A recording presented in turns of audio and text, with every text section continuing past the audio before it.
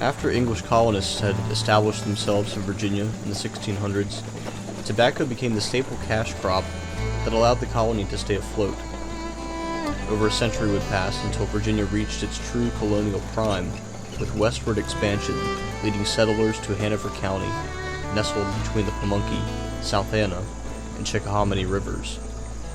Access to the tidal Pamunkey River allowed ships as large as sloops to sail up its meandering curves into small port towns where tobacco was ready to be loaded and shipped overseas. The vitality that these port towns brought to the Hanover countryside cannot be understated, as they grew to be the largest tobacco exporters in America. Two of these towns, Hanover Town and Newcastle, were quite influential in their economic output. Newcastle, however, shall be the focus of this video, due to its prominence in the events leading to the American Revolution in Virginia. The town of Newcastle became economically important due to the tobacco trade, but it was also built at an important site for travel in colonial Virginia. Founded before 1738 at the site of a pre-established ferry across the Pamunkey River, Newcastle was located at the crossroads of the routes to Hanover Courthouse and Williamsburg, according to Martha McCartney. This location made Newcastle a well-frequented site for officials and general travelers. Additionally, the warehouses built for tobacco storage became the building blocks of the port town's social life. Imagine the surrounding roads, the streets of the town proper filled with carts and wagons of tobacco, ready to be processed and shipped to eager buyers in Glasgow and London. This level of trade led to the building of additional warehouses, taverns, inns, and beautiful homes on half-acre plots.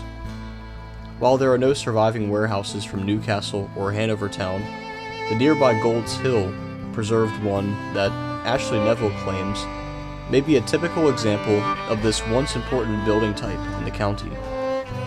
According to McCartney, these warehouses can be defined as the hub of social activity for these towns. The town of Newcastle grew to such a state that it was even considered once to become the new capital of the Virginia colony. Fire had destroyed the Williamsburg Capitol building, leading the House of Burgesses to consider new alternatives. This consideration came to fruition in Richmond during the American Revolution, for numerous reasons such as diminishing trade and geographical concerns. Although Newcastle was not chosen as the successor of Williamsburg, the very consideration of its selection conveys its political, economic, and social significance to the region.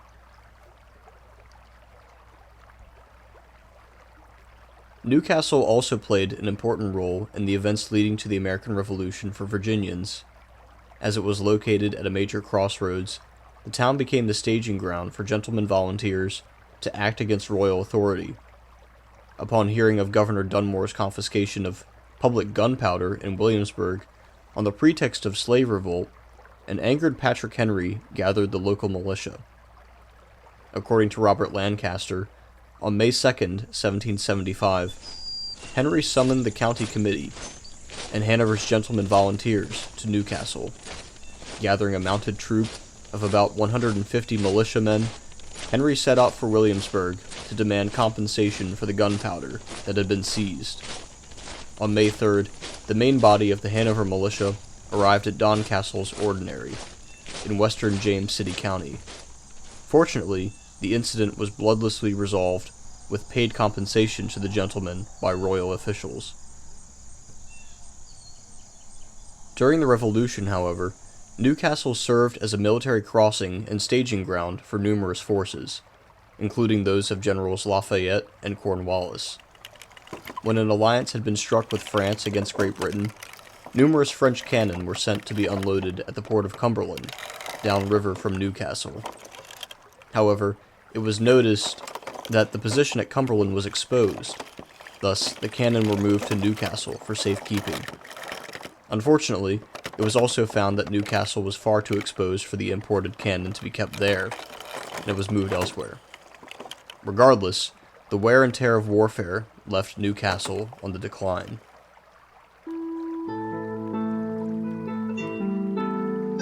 It was not just the war that led Newcastle into decline, however, for shifting soil from the nearby farms had led the Pamunkey River to become laden with silty sediment, making trade more difficult.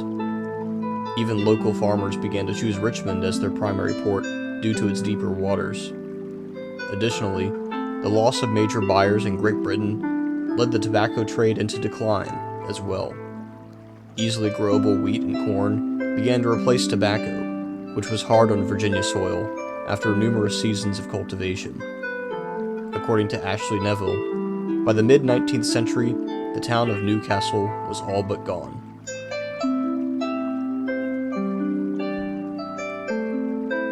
Today, there is hardly a trace of the town. Little percentage of the local populace is able to identify the name other than in roads such as Old Newcastle, a testament to a forgotten relic of the rural society of the Pamunkey River Valley.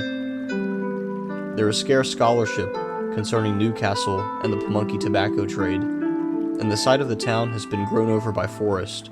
Erosion from the river likely drives its obscurity as well. For those who are able to canoe or kayak to the proposed site half a mile downstream from Virginia Route 360, such a method is likely the best option in venturing to reimagine the height of tobacco trade and production in colonial Virginia. As for the rest who are interested, one can only hope that efforts for excavation and preservation are undertaken by the county, lest the opportunity for future scholarship and archaeological discovery be lost to the ever-erasing quality of rivers and time.